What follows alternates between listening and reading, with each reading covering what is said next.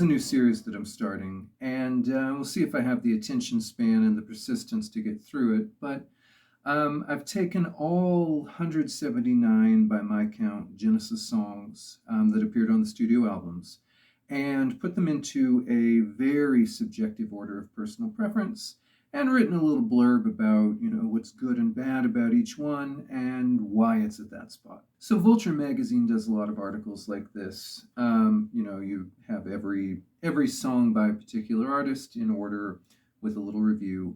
And I always really enjoy reading those. They did one on Van Halen by Chuck Klosterman that actually gave me some really kind of good insight on their catalog and career that I hadn't had before. So this is in the same vein. It's obviously very inspired by that, even though it's a video series, not an article.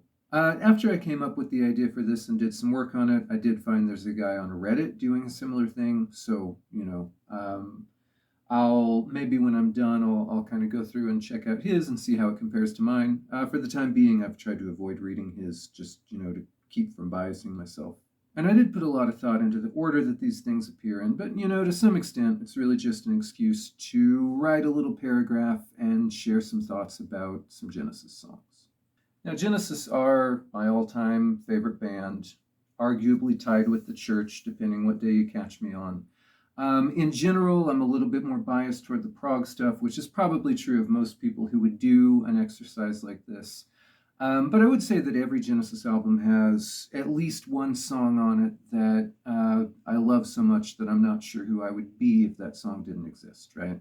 With the exception, maybe, of Calling All Stations. Now, this video is maybe the one I feel the most trepidation about posting, right? Because, the lower numbers, I'm probably going to criticize some things that people are fond of, but, it's part of the process. So, this isn't really meant to be taken too seriously. It's just, obviously, I guess, it's just an exercise that I thought would be interesting as a way, if nothing else, to kind of compile my own thoughts about some of these songs, some of which I haven't really listened to and thought about in depth for a fairly long time. In some ways, it was actually more interesting to write the low stuff on the list, where it was songs that I don't listen to or consider as much, relative to the higher stuff where there's kind of received opinion and I have a really firm sense of what that song is and what it means. So maybe this one is an easy target or low-hanging fruit or whatever, but something has to be last, and here's why this one is. If you think about the qualities that define an effective later Genesis song, right? Instrumentation that's complex and creative but accessible, a lyric that's emotionally compelling but also smart and nuanced. Not only does this have those qualities least, it's also least interested in having those qualities. So the poor showing here is less about the quality of the execution and more about the fact that it is executing a uniquely poor idea that also represents a big outlier within the bigger catalog. And in placing last, the actual quality of the song is kind of combined here with reputational cost. Anytime anybody has an argument defending Genesis, I think to some extent, one of the major things they're pushing back against is memories of this song and the accompanying video. So what this has is a unique combination of musical and conceptual badness, plus a pretty major role in corroding the band's cultural position.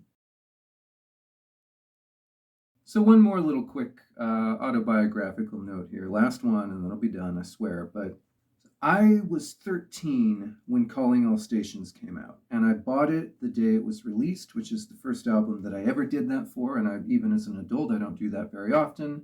And I was really pumped about it, right? This was my Genesis, right? This was the era I would be around for, because it was the first thing they had done since I became a fan. And at the time, I really loved this album, right? I wasn't disappointed in it at all.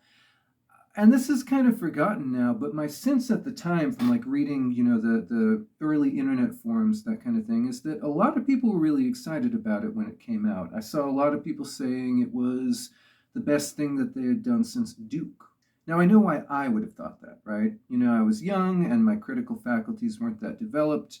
And I don't think I'd even heard every Genesis album at that point. And, I had a personal stake in liking it and thinking it was good and thinking it was an important start to a new phase in their career. I'm less certain why other people thought that, given that we've kind of all reached a consensus since then that it's their worst album and that it's the kind of a footnote in what's otherwise a pretty consistent, distinguished career. But at the time, as a 14, 15-year-old, I was really disappointed when they decided not to do a follow-up. Now, when I was in high school, when I was in college, I mostly stopped listening to Genesis. Got really into death metal and black metal, other kinds of extreme metal. At least didn't listen to them with the same regularity. And when I really got back into them in my maybe mid-20s, it kind of shocked me to discover that in the time I'd been away, everyone had decided that Calling All Stations was really not a good album. And it also shocked me to discover that actually, re-listening to it, they were probably right. That the quality spectrum on that album pretty much runs from at the high end, maybe like not quite developed great idea, at the low end, really quite bad song. But I do have a soft spot for this album, even in spite of all that, that maybe a lot of other people don't. I'm a lot more familiar with it than maybe some other people. I have a certain amount of bias toward it, and some of the best work from that album might creep higher up on this list than you would think. This, however, probably isn't the best thing on this album. When this album came out, I remember hearing that Ray Wilson had been really involved in the writing of this one, and so maybe it was more indicative of what their future direction would be. And I guess we'll never know, but I don't know if I would want 2 or 3 or 4 more albums that sounded like this. The attempt here to be dark and tough works about as well as when Spock's beard tries to be dark and tough, right? The keyboard hook is insistent and kind of dully repetitive. The lyrics are kind of confused. That bit at the end with the voice samples is kind of cringy. Ultimately, it's really not a very good song, but it gives me no joy to say that.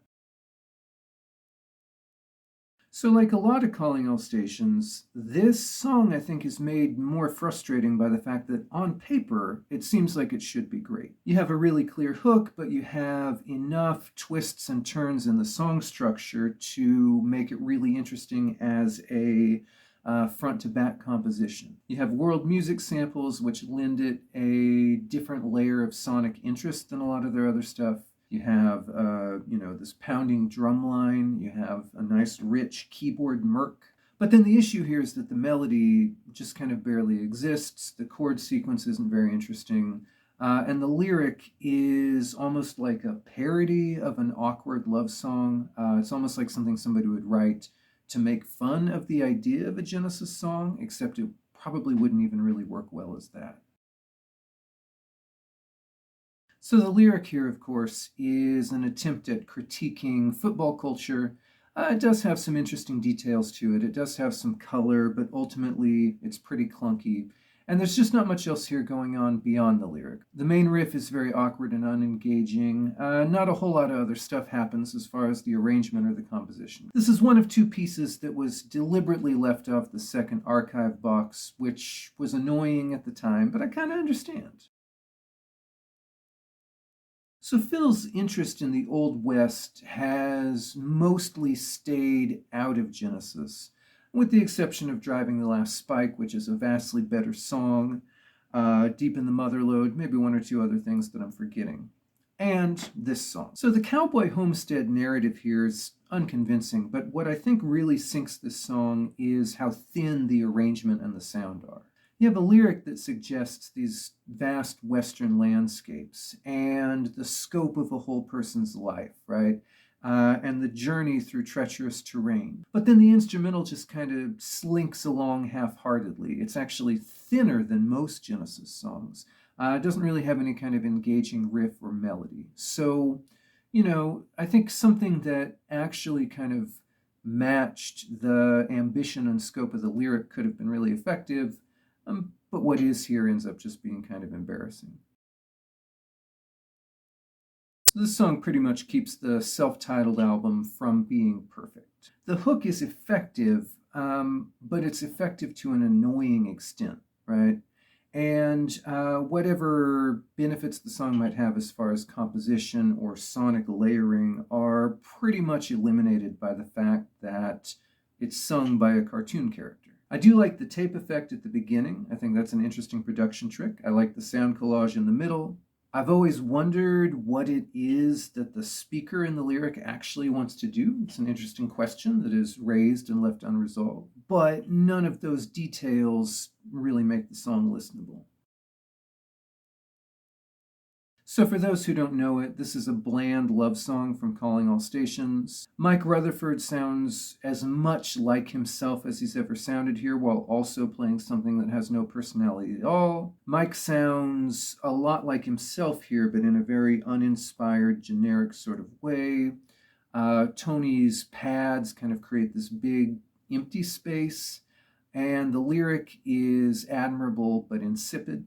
And as with a lot of Calling All Stations, the melodies have kind of a meandering quality that even on repeated listen, they don't really sink in. So this is a Calling All Stations B-side that I think maybe even a lot of hardcore fans haven't heard. It's really just a sketch. It's so minimal that it barely counts as a song. There's 180 or so songs on the list, and this may actually be the single least eventful, least developed piece in all those 180 songs. The only thing that really ranks lower than this are things that I actively dislike. This is exactly like Phret, but it's in an odd time signature. I should take time for a quick aside here, which is, it's interesting that, when they did the second box, they left off Match of the Day and Me and Virgil. And then they corrected that mistake when they did the full box with the 2007 remasters, right? But then, in turn, they left off several of the Calling All Stations B-sides from the box which included that album. Notably, there were 4 studio cuts left off, 1 outtake, and several acoustic live versions. And I know it wasn't a space issue because the B-sides disc in that box is actually pretty short. Now, granted, none of those songs have a major role in their legacy, or any role really in their legacy. And people that want to hear them do have ways, right? There's still YouTube and Discogs. But there must be at least a few people that care about these super obscure Calling All Stations B-sides, right? I know because I am one of them, even though I'm not being very kind to them right now. And so it's always struck me as interesting and maybe a little bit annoying that they opted for incompleteness in a package which presumably is aimed at pretty hardcore fans. This is another Calling All Stations B-side. This one they did actually include in the box set. This is maybe arguably the heaviest Genesis song ever, in the sense that it's dominated by this very thick, very full, distorted guitar sound, which at the same time doesn't really have any bite at all and is playing a very generic riff. The lyric is a dig at some sort of deceitful tycoon that sort of now makes everybody think about Donald Trump, which no reasonable person wants to do at this point. There's also a heavy guitar breakdown near the end with sample record scratches, which actually the heavy guitar with the scratching over it kind of ends up making it sound like Limp Bizkit, oddly enough. Certainly this is the closest Genesis has ever come to sounding like nu metal. And that element really kind of tips the overall piece from meh into actively not good. All right, so that's number 179 through 170. Feel free to let me know in the comments if I've been unkind to any of these songs, or maybe even too kind. Check out Electric Brain, Electric Shadow on Bandcamp, Spotify, wherever else you go to find new music. Genesis is pretty deeply woven into the DNA of how I think about composition. So, if you like them, you'll probably like my stuff, though, not as much, perhaps.